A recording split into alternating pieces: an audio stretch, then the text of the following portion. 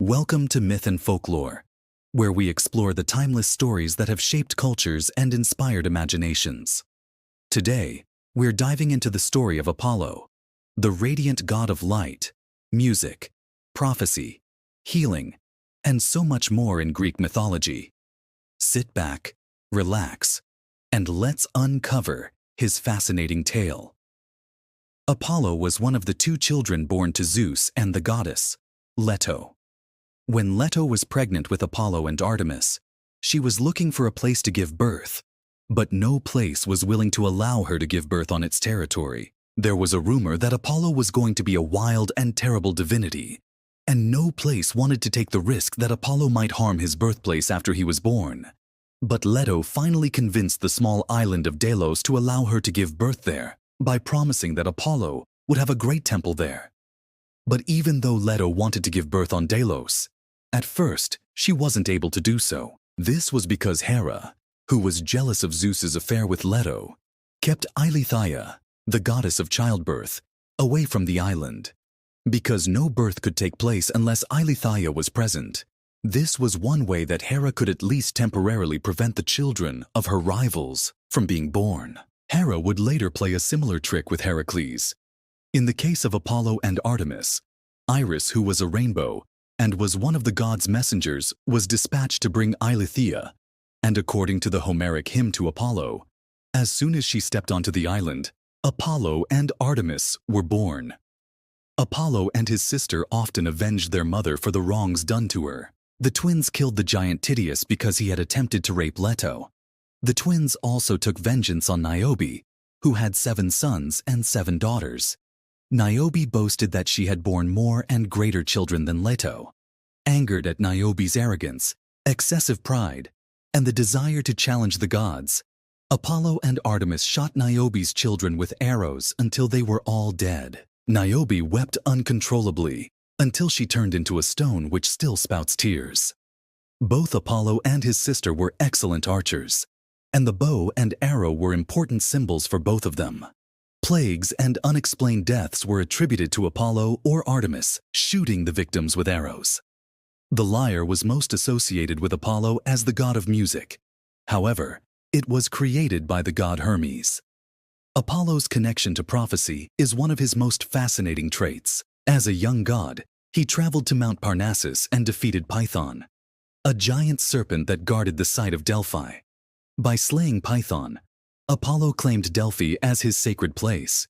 There, he established the Oracle of Delphi, where priestesses called Pythia shared cryptic prophecies. People from across the ancient world traveled to Delphi to seek Apollo's guidance on matters of war, peace, and fate. Apollo was unlucky in a number of his love affairs. In fact, he seems never to have been happy in love. He fell in love with Cassandra, the daughter of Priam, king of Troy. And in order to win her consent, he offered her the gift of prophecy. But after she was given the gift, Cassandra changed her mind and refused his advances. Because a god cannot take back a gift once it has been given, Apollo could not prevent Cassandra from correctly predicting the future. So he cursed her to never be believed, even though her predictions were always correct. Another time, Apollo pursued the nymph, Daphne, but she fled from him, calling upon the gods to save her. The gods transformed Daphne into a laurel tree, and Apollo, being disheartened, vowed that the laurel would be his special plant forever. Another notable love of Apollo was Hyacinth, a Spartan boy. Hyacinth was killed accidentally by a discus that Apollo threw toward him in a game. From the blood of the boy, the god made a flower grow and named it Hyacinth, after the boy. The flower is red and has white markings that resemble the letters AI, which sound like the Greek morning cry. Apollo bedded the mortal Coronis, but she then decided to take a mortal lover. Apollo was informed of her betrayal by a crow, which he changed from its previous white color to black.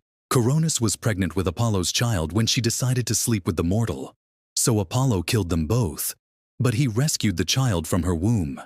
The child, Asclepius, was raised by the centaur Chiron, from whom he learned how to heal.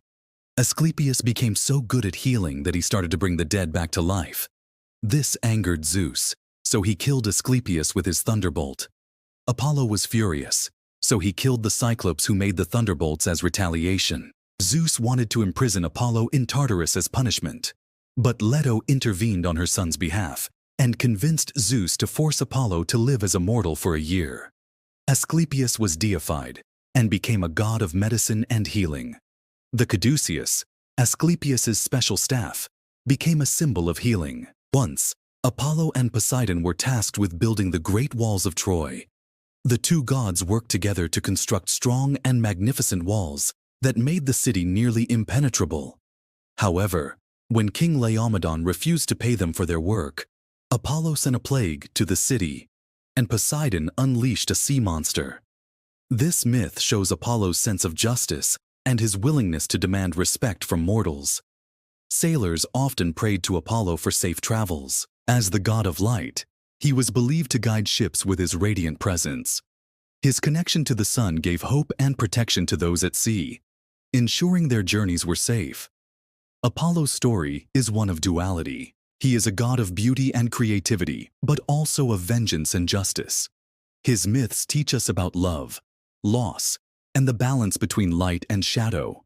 Apollo's legacy as the god of light, music, healing, and prophecy continues to inspire and illuminate the world of mythology. Thanks for joining us on this journey through the myth of Apollo. If you enjoyed this story, don't forget to like, subscribe, and hit the bell for more stories from mythology and folklore. Share your favorite Apollo myths in the comments below. Until next time.